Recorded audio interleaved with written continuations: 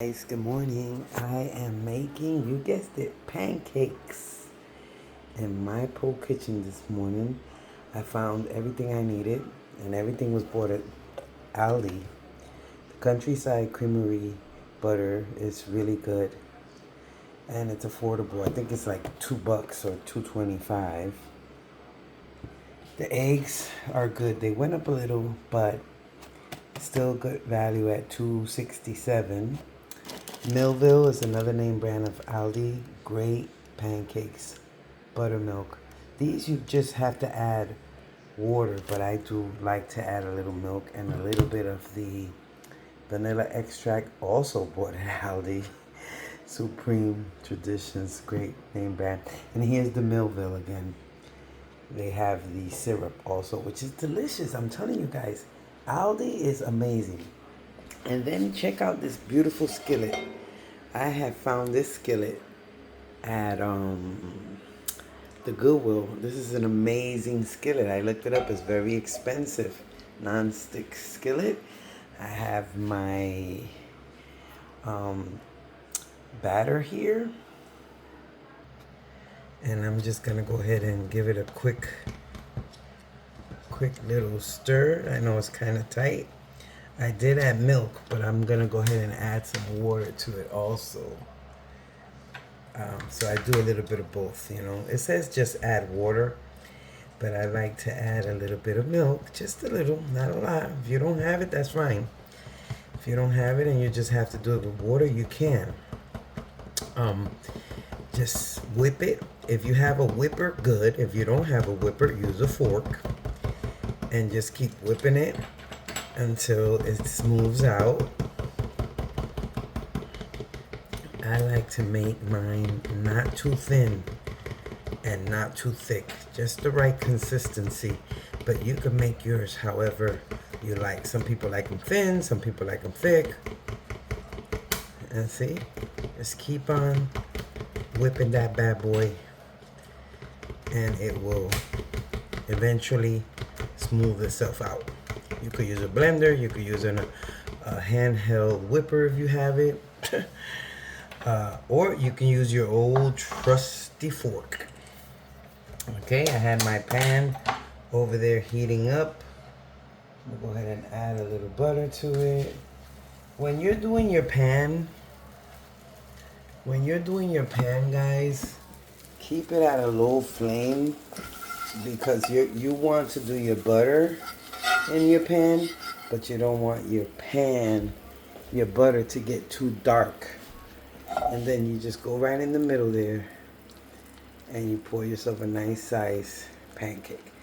Now some people like to pour them big, some people like to pour them little, some people like to get a silver round little piece that they sell.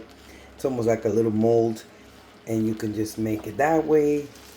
But if you're in my pole kitchen, we use what we have and we work with what we have.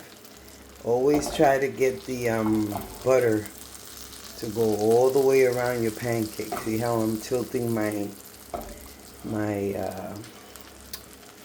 pan?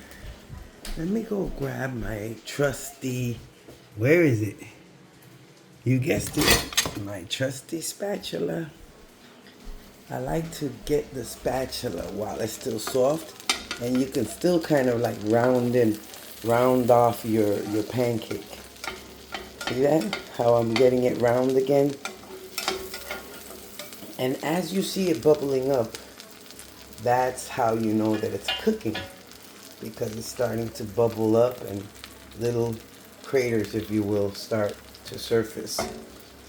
Okay, you want to make sure you kind of let it get cooked a little, and then you kind of lift it up a little so the butter can go underneath, because sometimes the butter does not go underneath, so you kind of want to do that. Okay, so we're going to let that one cook for a minute. Okay guys, I'm going to show you. We done flipped the pancake over. Look how nice and golden it is. I love that mix. That buttermilk complete pancake mix. It's made by Millville, and you can find that one at Aldi food stores. And get the syrup while you're at it, because it's delicious. Okay, so you see how my pancake is getting nice and fluffy. I'm gonna flip it again, but I'm just wanting to flip it this time like this, just to smack the little edges in, and then I'm gonna flip it again and let it cook really nicely. What I do is I like to cut the pancake, cut it down the middle, guys. Because why? Because that way you can go like this. And if you have anything else, like an egg that you want to cook right here in the middle of your pan, you can. So what I'm doing is I'm cooking the egg in here. And you can tilt your pan. See, this is a nice non-stick pan, so I can go ahead and tilt it. Let me lower my flame a little bit. And I have my 2 slices here cooking still. See how nice?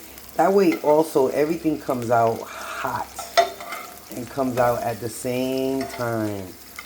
That's kind of what you want to do with your breakfast. So if I was going to add, say, sausages or salchichas or jamonilla or any type of little meat to this, I could. I could do sausages, I could do bacon, I could do them all in the same pan.